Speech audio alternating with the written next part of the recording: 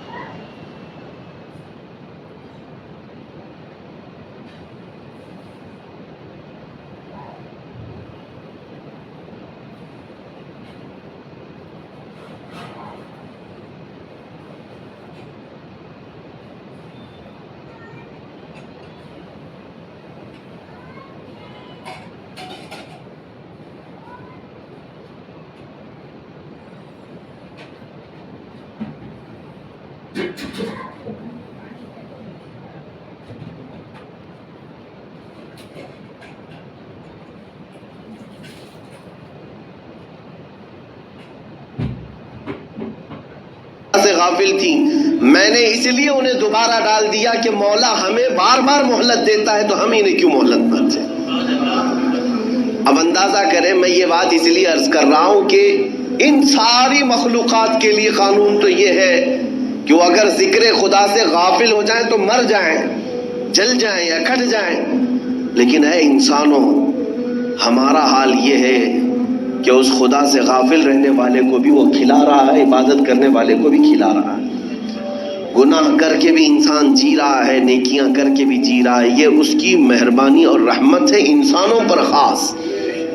ابراہیم علیہ السلام کی عادت تھی کہ وہ بغیر مہمان کے کھانا نہیں کھاتے تھے، بغیر مہمان کے ان کے ہاں دسترخوان ہی نہیں بچھتا تھا۔ ایک بار 2 دن ہو گئے، کوئی مہمان نہیں آیا، آپ بھی کھانا نہیں کھائے۔ تیسرے دن راستے میں ایک ادھیڑ عمر کا کوئی شخص ملا، مسافر تھا۔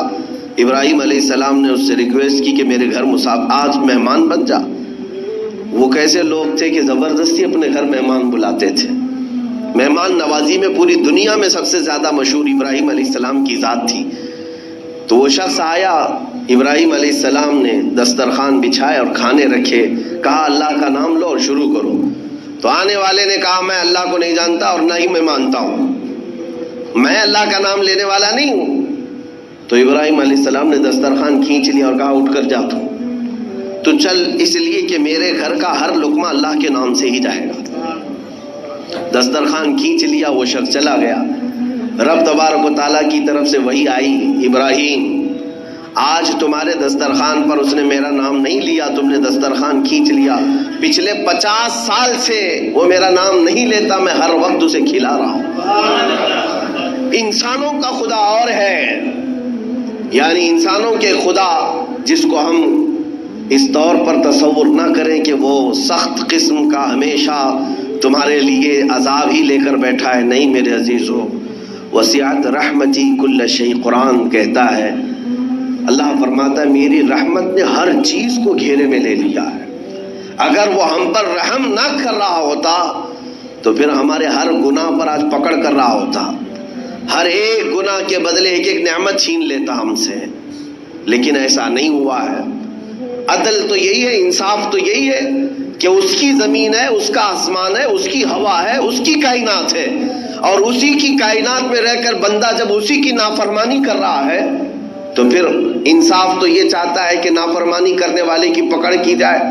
اگر تم ایک نماز نہیں پڑھے تو ناک کاٹ دی جائے گی، دوسری نہیں پڑھو گے تو دانت توڑ دیے جائیں گے، تیسری نہیں پڑھو گے تو ہاتھ توڑ دیے جائیں گے۔ کیا ایسا ہو رہا ہے؟ نہیں ہوتا۔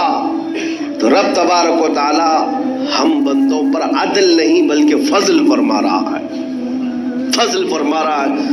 2 باتیں عرض کر کے میں اپنی بات کو سمیٹ لیتا ہوں۔ میرے عزیزو، اللہ تبارک و تعالیٰ اپنے بندوں پر کس قدر مہربان ہوتا ہے، اسی لیے اس سورے میں اللہ تعالیٰ نے اپنے حبیب سے فرمایا کہ اے محبوب آپ فرما دیں کہ پناہ مانگنا ہے تو رب الناس کی پناہ مانگو، انسانوں کے خدا کی پناہ مانگو، اس سے بہتر پناہ تمہیں مل ہی نہیں سکتی۔ اس سے بہتر پناہ کہاں ہے؟ ایک بار رسول کریم صلی اللہ تعالیٰ علیہ وسلم مسجد نبوی شریف میں بیٹھے، اپنے گھر سے تاخیر سے آئے اور بیٹھے بیٹھے اکیلے میں ہنسنے لگ گئے، مسکرانے لگ گئے۔ صحابہ نے پوچھا تھوڑی دیر کے بعد کہ اے اللہ کے نبی آپ کو کس چیز نے ہنسایا؟ کون سی چیز ہے جس کو دیکھ کر کے آپ مسکرا پڑے؟ وہ رہتے ہیں اس خاکدان گیتی پر لیکن جلوے دیکھتے ہیں پورے عالم کائنات کے، وہ ہر چیز ان کی نظروں کے سامنے ہے۔ حضور اکرم صلی اللہ علیہ وسلم نے فرمایا اللہ تبارک و تعالیٰ نے مجھ سے کہا اے محبوب کیا تم میرے بندوں کے درمیان ہونے والا فیصلہ دیکھنا چاہتے ہو؟ تو میں نے کہا ہاں مولا دکھا تیرا فیصلہ کیسے ہے۔ تو رب تبارک و تعالیٰ اپنے بندوں کے درمیان جو فیصلہ کر رہا تھا وہی بات میں دیکھ رہا تھا۔ صحابہ نے پوچھا کیا فیصلہ ہے؟ کہا ایک بندہ اٹھایا گیا اور اللہ تبارک و تعالیٰ کی بارگاہ میں جب پیش ہوا تو اس نے مقدمہ کر دیا، اللہ کی بارگاہ میں دعویٰ کیا کہ مولا فلاں آدمی کے اوپر میرا قرضہ باقی تھا، فلاں آدمی کے اوپر میرا حق باقی ہے، اس نے پیسے میرے لیے تھے، فلاں چیز لیا تھا لیکن دیا نہیں مجھ کو، مجھے آج حق چاہیے۔ رب تبارک و تعالیٰ اس بندے کو بھی اٹھاتا ہے جس نے اس کا حق مارا تھا، وہ بھی اٹھا، وہ نیک آدمی تھا لیکن کچھ اس کے پاس رہ گئی تھی اس کی چیز۔ تو اب یہ مطالبہ کرنے والا شخص اللہ سے کہتا ہے مجھے حق دلا دے میرا۔ رب تعالیٰ فرماتا ہے یہاں تجھے کیا چاہیے؟ پیسے تو ملیں گے نہیں، موت کے بعد نہ پیسے ہیں، نہ چیک ہے، نہ ٹرانسفر ہے، کچھ نہیں ہے، کیا ہے؟ یہ بندہ کہتا ہے مولا اس کی نیکیاں مجھے چاہیے، اس کی نیکیاں مجھے چاہیے۔ تو رب تبارک و تعالیٰ انصاف فرماتا ہے، اس بندے کی ساری نیکیاں اٹھا کر کے اس کو دے دی جاتی ہیں، فرشتے ساری نیکیاں منتقل کرتے جاتے، اس لیے کہ حق ابھی ادا نہیں ہو رہا ہے۔ اب یہ مطالبہ کرنے والا جو شخص تھا پھر کہتا ہے اے رب ذوالجلال میرا حق تو پورا نہیں ہوا، تو عدل کرنے والا، انصاف کرنے والا بادشاہ ہے، مجھے اور حق چاہیے اس بندے سے، اس نے میرا حق لیا ہے دنیا میں۔ تو رب تعالیٰ فرماتا ہے اب اور کیا چاہیے؟ اس کی ساری نیکیاں ختم ہو گئی۔ یہ بندہ کہتا ہے مولا میرے گناہ اٹھا کر اس پر ڈال دے۔ تو حکم ہوتا ہے فرشتوں کو، اللہ تعالیٰ فرماتا ہے اس کے گناہ اٹھا کر اس پر ڈال دو، پورے منتقل کیے جا رہے، اس کے گناہ بھی خالی ہو گئے اور وہ جو نیک بندہ تھا نیکیاں بھی خالی ہو گئی اور گناہ اٹھا کر کے بوجھ بیٹھا ہے، اب اس کے پاس کچھ نہیں سوائے گناہوں کے بوجھ کے، کچھ نہیں۔ آپ اس کو ہلکا مت سمجھیں کہ حقوق العباد جو بندوں کے حق ہیں کئی لوگ مار کر کے بیٹھے ہیں، کوئی بہنوں کا حق، کوئی بھائیوں کا حق، کوئی اپنے مزدوروں کا حق۔ اعلیٰ حضرت فاضل بریلوی رضی اللہ تعالیٰ عنہ نے فرمایا ہے 1 روپیہ اگر کھائے ہو تو بدلے میں تمہیں قیامت کے دن 700 نمازیں دینی پڑ سکتی، 700 نمازیں اگر وہ حق مانگ لیا تو۔ ہاں اس کو ہلکے میں مت لے۔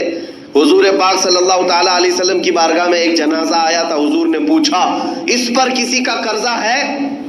ایک بندے نے کہا یا رسول اللہ میرے 2 درہم قرضہ باقی تھا اور یہ مر گیا، انتقال ہو گیا، جنازہ تیار ہے۔ میرے آقا نے فرمایا صلو علی صاحبکم ولا اصلی علیہ، لوگوں تم چاہو تو اس پر نماز پڑھ لو، میں نماز جنازہ نہیں پڑھوں گا۔ 2 درہم کا قرضہ باقی تھا، 2 درہم کا، حضور نے فرمایا میں نماز جنازہ نہیں پڑھوں گا۔ لوگ ہلکے میں سمجھتے حقوق العباد، کسی کا مال لے لینا، کسی کا ہڑپ لینا، کسی کو دھوکہ دینا بہت بڑا عذاب ہے۔ اللہ نے فرمایا کہ وہ اپنے حقوق معاف کرے گا لیکن بندوں کے حقوق نہیں معاف کرے گا۔ بندہ جب تک نہیں معاف کرتا بندے کو تب تک اللہ نہیں معاف کرے گا۔ یہ نہیں ہے کہ تم اس کے 100 روپے اس کے 1000 روپے لے کر کے توبہ کر لو اللہ کی بارگاہ میں مولا صاحب معاف کر دے، نہ۔ رب تبارک و تعالیٰ کا قانون یہ ہے کہ وہ بندے ہی معاف کرے تب اللہ معاف کرے گا، یہ حقوق العباد ہے۔ تو بات وہ حدیث میں عرض کر